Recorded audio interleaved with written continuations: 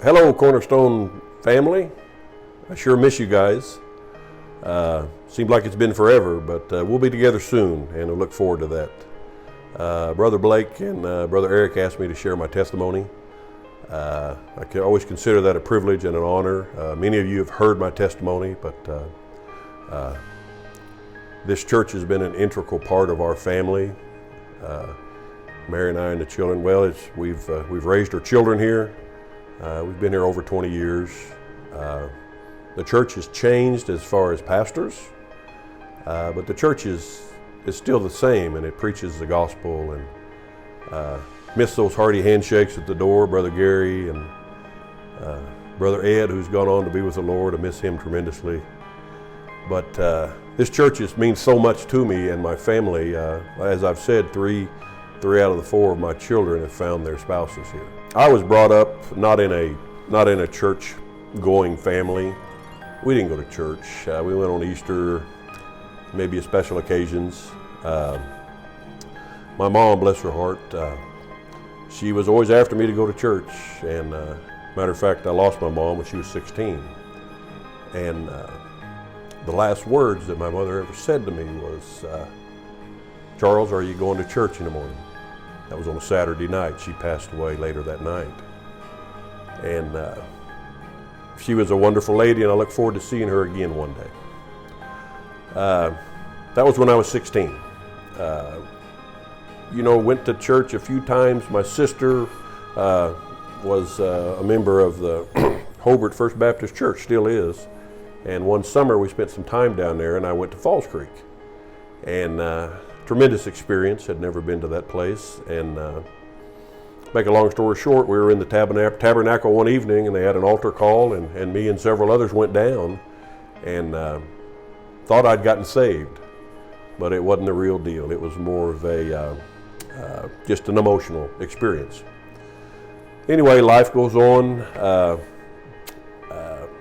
I get married to my beautiful wife, Mary, and that's probably the reason I'm saved today, is because of a lot of her influence. She grew up in a Christian home.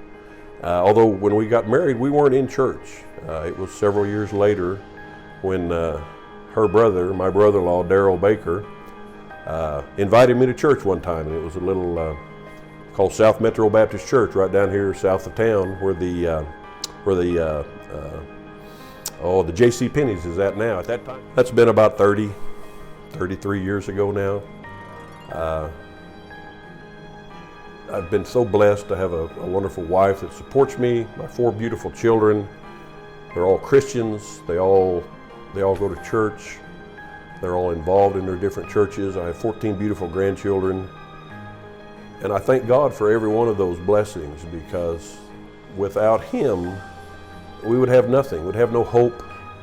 I have that assurance now that even through this storm we're going through right now, this coronavirus, I don't understand why we have it.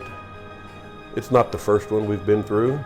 It won't be the last, but I just pray that those out there that I come into contact with right now, my prayer is that God would give me the words to witness to someone that I may come into contact right now that may be more willing to listen to a salvation message than maybe other times. Again, I don't have the answers when people ask me why things happen. I don't know. God knows, and I just know God can work out anything to His glory, whatever storm or darkness or tragedy that we're in, that He can use that for good.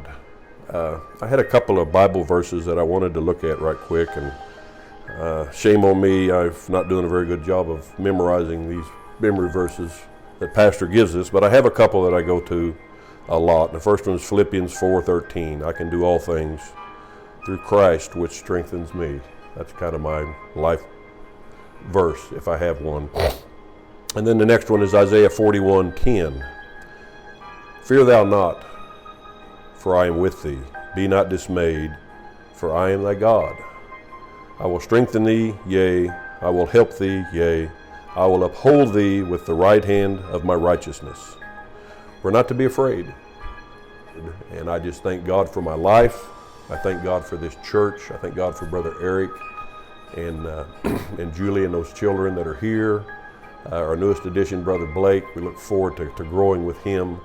And I just thank you for this opportunity. Look forward to seeing you guys soon. I love you. Thank you.